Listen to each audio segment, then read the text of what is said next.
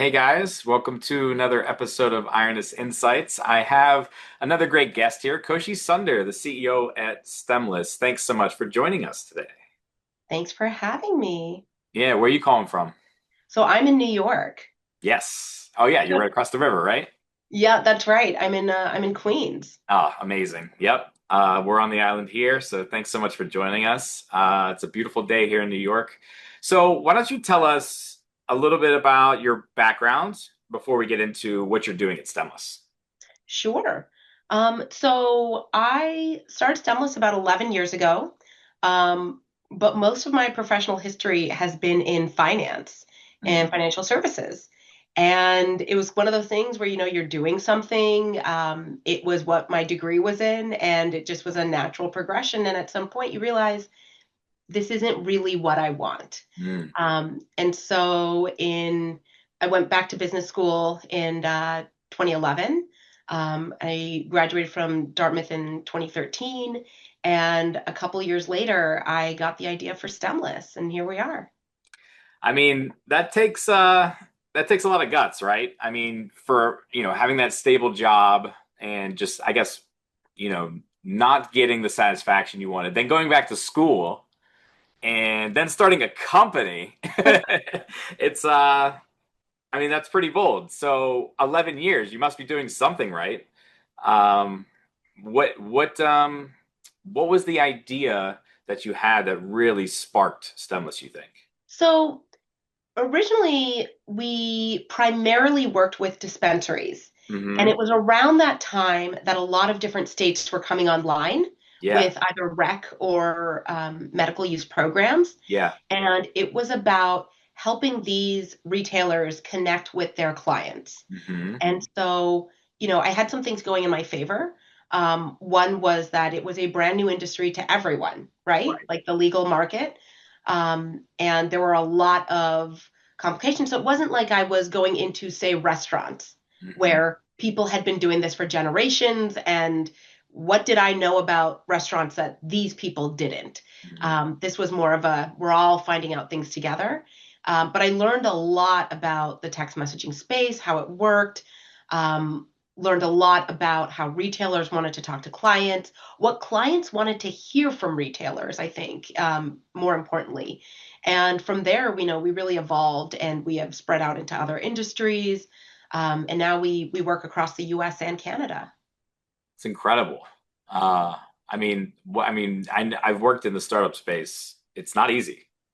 You have to wear many hats, and then, like you said, it's new to you, right? So, I mean, after being in the space for 11 years, I have to ask, what are some of the operational problems that retailers struggle with the most, you think? That's an interesting question because as a founding business member, like I feel like we understand what the retailers are facing as well. You mentioned wearing many hats. They're also wearing many hats. And I Hmm. think that is Yeah. fundamentally, operationally, one of the issues, right? There's so much to keep track of at any given time. And it's invariable that things will slip between those cracks.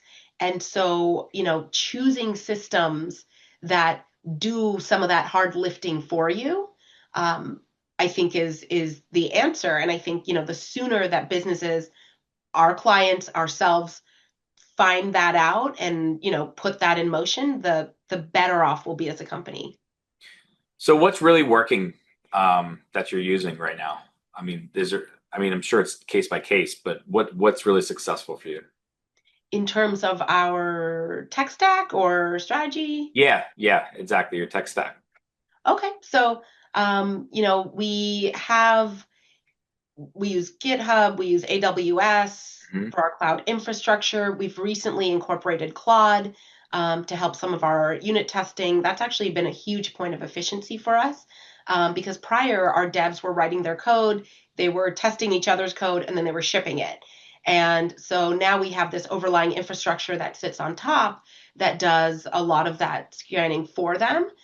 So it notifies them of problems before they come up. And that's been, I think, a huge time saver because they can ship out code faster. So they're still the brains, they're still writing everything, but they have, kind of a babysitter sitting on top of them, just making sure that things are going the way that they want to. And at this point, our system is it's pretty complex, in terms of all of the different feature sets. We serve thousands of clients across the country. And so it's really important when they change a line of code that affects this feature that it doesn't negatively impact code for some other feature that they're not even considering. I mean, 100%. I've been playing around with Claude a lot, and my team uses it. We use obviously a number GitHub as well, not number of different of the similar stacks, I'm sure. It's really amazing to have that, like you said, kind of like that eye in the sky over everything, just to make sure, yeah, if you move something or delete something, it's not affecting something else over here. So that, I mean, yeah, I mean, that's definitely something that I've seen a lot in this space. I was kind of curious. You think a lot of companies are struggling with like implementing these different tools, AI strategy, implementation?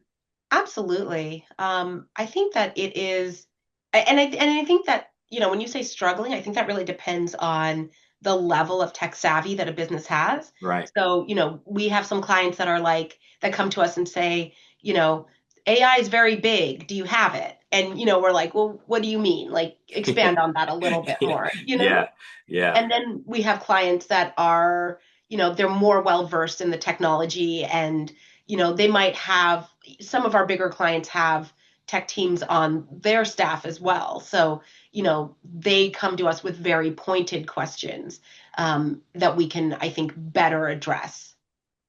yeah. No, I mean, I think you're right. It's a lot of it's education is what I've seen is, oh yeah, we want AI. Can you give us some of that? It's like, you need a little bit more direction. But you have to handle both sets of clients, right? Um, Absolutely. and in the space today, what I'm seeing is, yeah, I think there's more and more comfortability with the technology and kind of embracing it. Um, but I am seeing that education is a major factor, actually. Yeah, and it's and I think we're very familiar with the educational aspect of it because we do run a technology company at the end of the day. And, we do work with a very wide range of clients. And a lot of our clients are brick and mortar retailers. And so I think, we have really made our platform as intuitive as possible. So it's, when you talk about that balance of speaking to both customers, our platform has to be both intuitive for the customer that's never really sent out text message marketing before. And it has to be powerful for the client who knows exactly what they're doing, has a marketing team on board, and has a strategy that they already know that they want to execute. Yeah. I'm trying to what do you think are the biggest mistakes that brands are making with like this automated messaging? Because I'm sure you've been doing it 11 years. You've figured out what works and what doesn't, right? I'm actually really curious because I get a lot of automated texts, right? And some of them I actually kind of like. Some of them I don't. So I'm just kind of curious, like what your take is on that. I know it's like a loaded question, but I just, No, and it's a it's a big one. I'll try to boil it down. yeah, So a big thing is, you know, as businesses, we have things we want to tell our clients. But sometimes we don't stop and think about what do our clients want to hear from us. hmm And so it's, I think, really bubbling it down. It's about meeting your clients where they're at. hmm So, to give you an example, if you have a client that comes into your store twice a year or shops with your website twice a year, it would be a bad idea to send them a text message every single day. right. But you're excited because you have these sales, you've got these new products coming in, you've got these vendor events. You want to tell everybody about them. But what our software really does is it helps you realize, like, okay, who is your actual audience?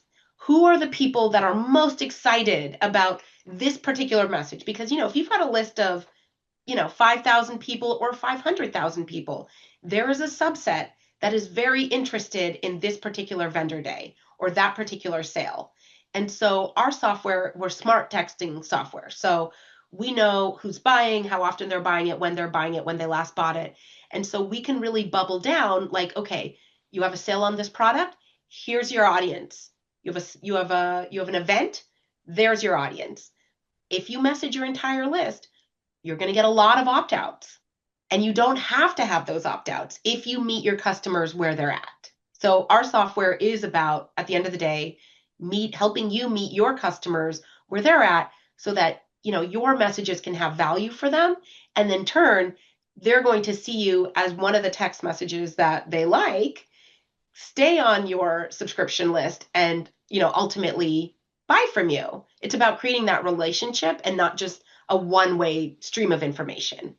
Right. It can't just be one size fits all, right? Exactly. And I think it makes perfect sense, like changing the cadence based on how much this person's buying.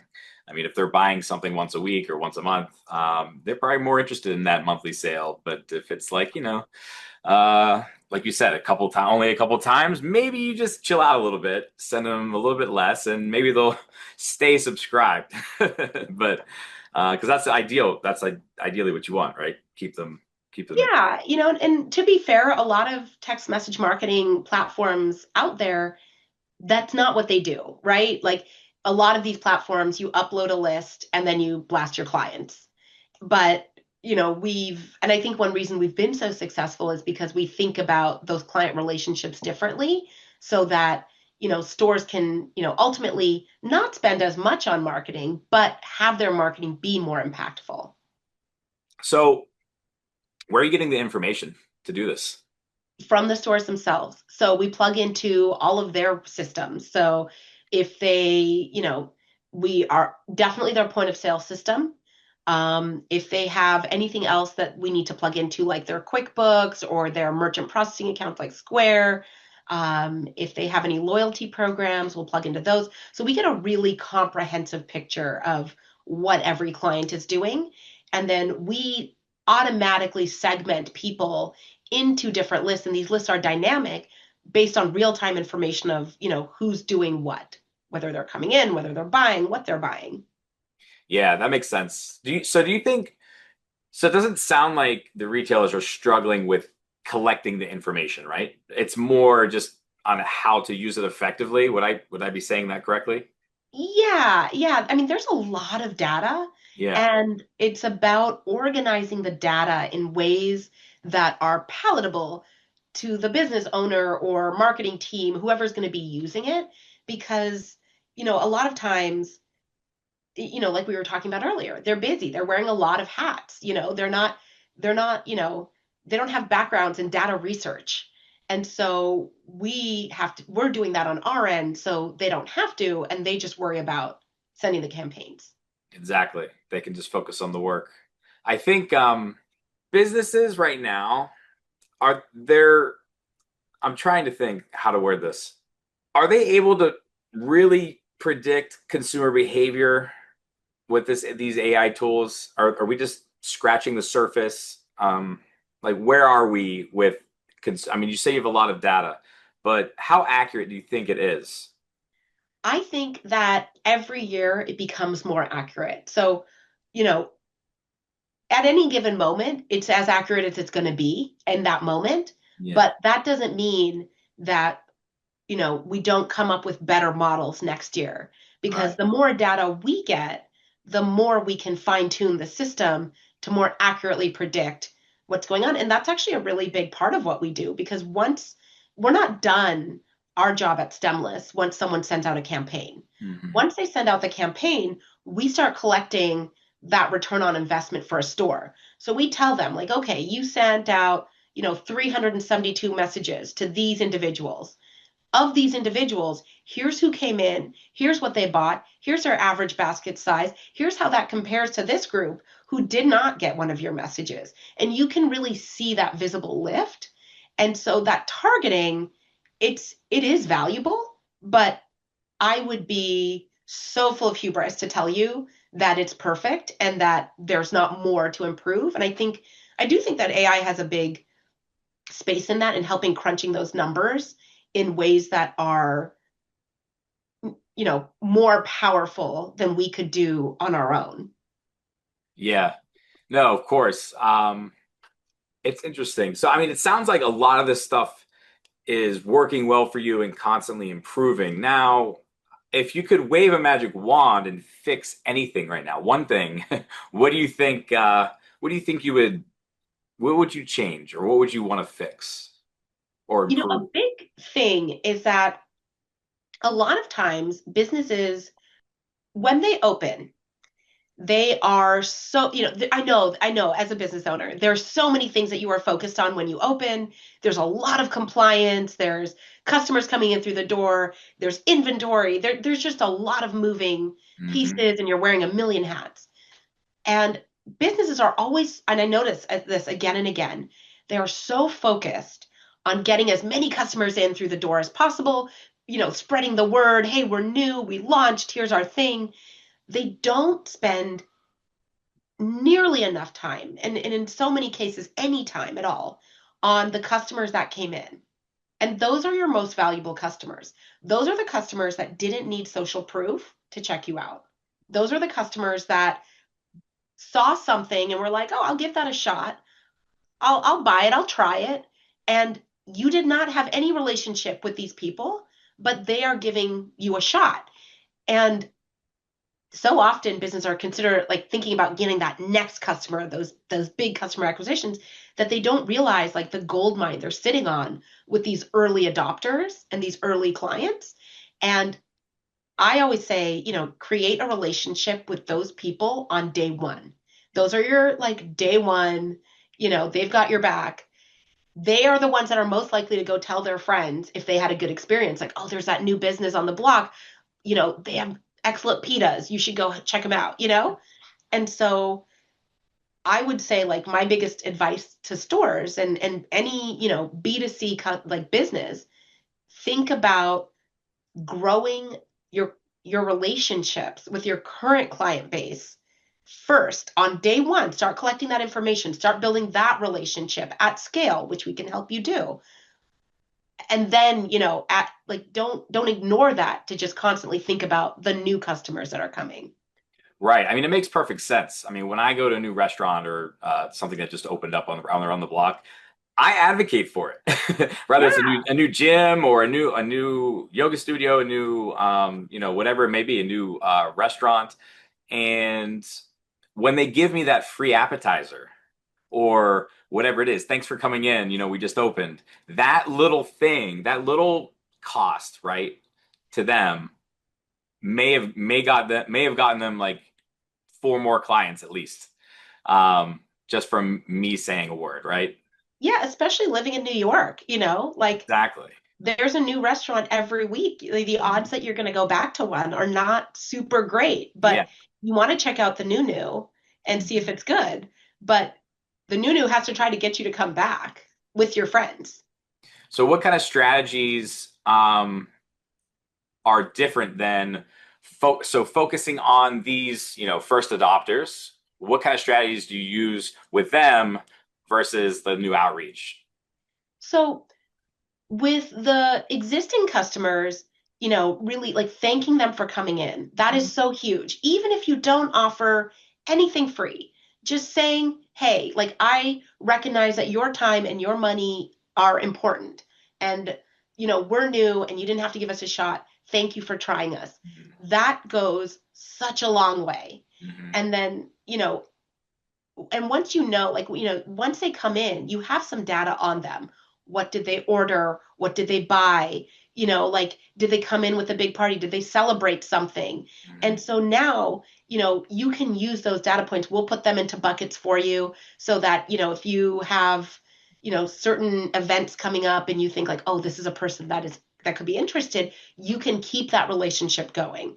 Now, with new customers, it's really important to start collecting that information on them. So, don't just let customers come in and walk out. Like, definitely invite them to be part of your loyalty program. Definitely tell them you'd love to keep in touch, but like maybe give them an incentive to want to keep in touch with you. Um, because, if you're going to give your number to a business, you need to know that that's going to be worth something to you. And in this day and age, that trust isn't there, Mhm. especially with a company you've never heard of before, right? And so businesses really have to work on building that trust up front to like get you in the door and then keep that trust by not spamming you once they have that. Yeah, I like to think of it as tasteful persistence. Yeah. That's what I like to think of it as. And I think there's a fine balance, right? It's tough, right? Yeah. You have this trial and error, right? There's only one way, and you're not always going to get it. But I think what you guys are doing is awesome, and it's very interesting. I really like the different approach. Well, I really want to thank you for hopping on here.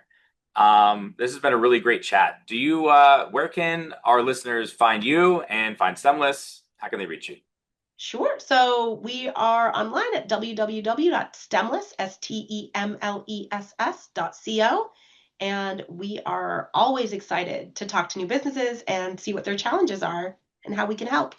Amazing. Well, thanks so much for joining us. I'll put that info below the video here, and hope you have a good rest of your day. You too. Thanks, Alex. Thanks.